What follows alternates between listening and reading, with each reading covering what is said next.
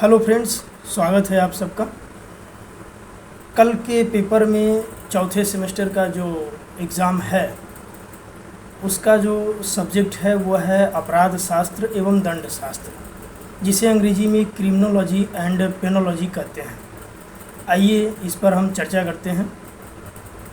सबसे पहले हम अपराध शास्त्र के बारे में बात करते हैं, उसके बाद फिर हम दंड शास्त्र के बारे में चर्चा करेंगे। अपराध शास्त्र में जो अपराध है, अपराध की प्रवृत्ति है, उसकी प्रकृति है, उसके प्रकार हैं और अपराध के कारण क्या हैं, इन सभी विषयों पे हम चर्चा करेंगे। और अपराध के सुधरने के लिए क्या प्रयास किया गया है या उसके सुधारने के लिए किन किन कदम को उठाए गए हैं, इस पर हम विस्तार से बात करेंगे।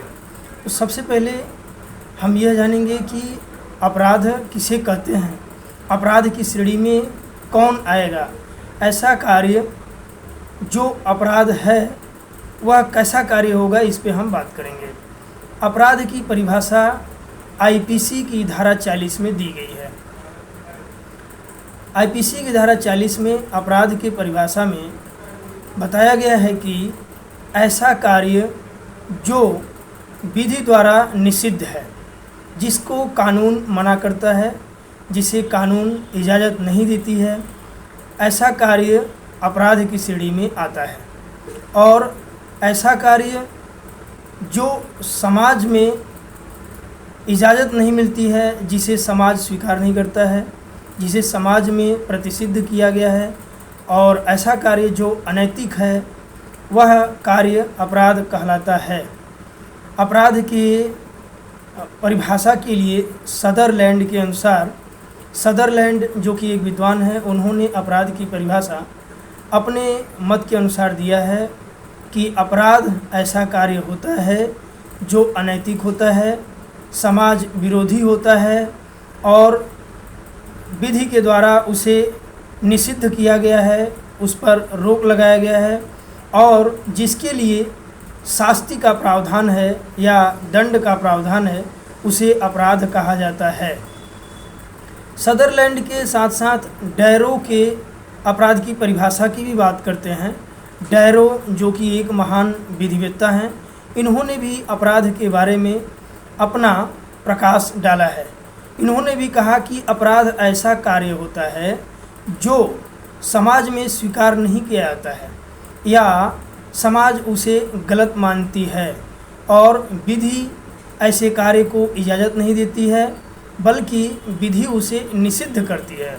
और ऐसा कार्य जिसमें दंड का प्रावधान है या जिसके लिए शास्ति का प्रावधान किया गया है, ये कार्य अपराध की श्रेणी में आते हैं। तो अपराध शास्त्र के अंतर्गत हमने अपराध को जाना कि अपराध क्या है।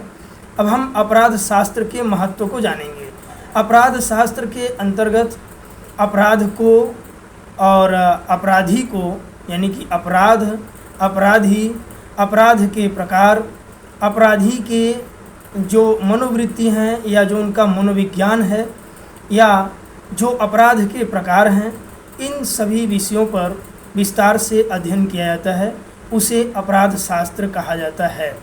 और इन सब पर अध्ययन करना और जो अपराध है उस पर रोक लगाना, जिससे कि समाज में जो आपराधिक प्रवृत्ति बढ़ रही है या जो अपराध का सीरीज़ बढ़ रहा है, अपराध की संख्या बढ़ रही है, उस पर रोकथाम लगाना, उसके लिए महत्वपूर्ण कदम उठाना, ये अपराध शास्त्र का महत्वपूर्ण कार्य है। और इसके साथ ही साथ अपराध शास्त्र के जो जनक हैं, अपराध शास्त्र के जनक हैं, उनका नाम है लोम्ब्रोसो। लोम्ब्रोसो ने अपराध शास्त्र के अंतर्गत वैज्ञानिक पद्धति से, यानी अपराध की वैज्ञानिक पद्धति से अध्ययन करने की शुरुआत की। इसलिए लोम्ब्रोसो को अपराध शास्त्र का जनक कहा जाता है।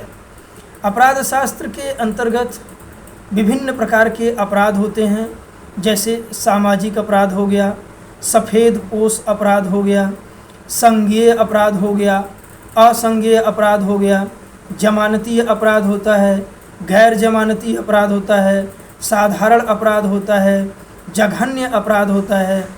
इस तरह के विभिन्न प्रकार के अपराध होते हैं जिस पर हम बारी बारी से चर्चा करेंगे। जैसे पहला अपराध जो मैंने बताया, सफ़ेद पोश अपराध। सफ़ेद पोश अपराध जो होता है ये बहुत व्यापक प्रकार का अपराध होता है और इस अपराध को करने वाले बड़े बड़े अधिकारी, मंत्री, नेता या राजनीति करने वाले, राजनीति गद्दी पर बैठने वाले या शासन प्रशासन के जो अधिकारीगण होते हैं, या कह सकते हैं कि एक देश से दूसरे देश के बीच संबंध रखने वाले जो अधिकारी होते हैं, ये लोग जब व्यापक रूप से बड़े लेवल पे या बड़ी मात्रा में अपराध करते हैं, इसे सफ़ेद पोश अपराध कहा जाता है। क्योंकि इनके पास इतनी शक्ति होती है और इतना धन होता है कि ये अपराध करने के साथ साथ अपने अपराध को छिपा लेते हैं। इनका अपराध प्रकट नहीं हो पाता है, इसलिए इन्हें सफ़ेद पोश अपराध कहा जाता है। सामाजिक अपराध। सामाजिक अपराध से तात्पर्य ऐसा अपराध है जो समाज में किया जाता है। जैसे अपने समाज के अंतर्गत झगड़ा झंझट करना, शांति व्यवस्था भंग करना, या किसी व्यक्ति को शारीरिक, मानसिक, आर्थिक या भावनात्मक रूप से हानि पहुंचाना, उसका क्षति करना, ये सामाजिक अपराध के अंतर्गत आता है। यह इस अपराध के अंतर्गत भी जैसे आपका संज्ञेय अपराध हो सकता है, असंज्ञेय अपराध हो सकता है, जमानती अपराध हो सकता है, गैर जमानती अपराध हो सकता है। इस प्रकार के भी अपराधों का वर्गीकरण किया गया है। संज्ञेय अपराध अर्थात ऐसा अपराध जो जघन्य अपराध है, जिसमें पुलिस बिना वारंट का या तत्काल उस अपराधी को गिरफ्तार कर सकती है और उसे मजिस्ट्रेट के समक्ष प्रस्तुत कर सकती है। और जो संज्ञेय अपराध हैं, संज्ञेय अपराध ऐसे अपराध होते हैं जो गंभीर प्रवृत्ति के नहीं होते हैं। ये साधारण और सामान्य प्रवृत्ति के अपराध होते हैं, जिसमें अपराधी के लिए समन या वारंट जारी किया जाता है। उन्हें न्यायालय के द्वारा बुलाया जाता है कि वो अपने आप को न्यायालय में प्रस्तुत करें। पुलिस उन्हें जा कर के गिरफ्तार नहीं करती है। यदि वो न्यायालय की आज्ञा की अवहेलना करते हैं तब पुलिस को वारंट दिया जाता है या पुलिस को इजाज़त दी जाती है कि ऐसे अपराधी को वह गिरफ्तार करे। जमानती अपराध। जमानती अपराध ऐसे अपराध होते हैं जिनमें जो अभियुक्त है या जो अपराधी है उसे जमानत दिया जा सकता है। उन्हें अग्रिम जमानत पर या जमानत पर छोड़ा जा सकता है। और जो गैर जमानती अपराध है, गैर जमानती अपराध से तात्पर्य ऐसे अपराध हैं जिनमें जमानत नहीं दिया जा सकता है। जैसे हत्या और बलात्कार, डकैती, देशद्रोह या और भी ऐसे जघन्य अपराध या गंभीर अपराध होते हैं जो गैर जमानती अपराध होते हैं।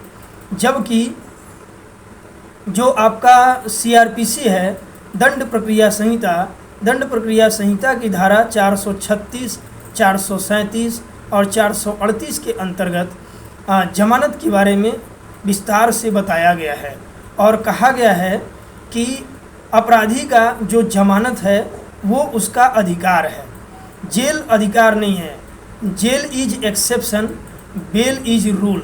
ऐसा बताया गया है कि जेल जो है वह अपवाद हो सकता है और बेल अर्थात जमानत उन्हें दिया जाना चाहिए।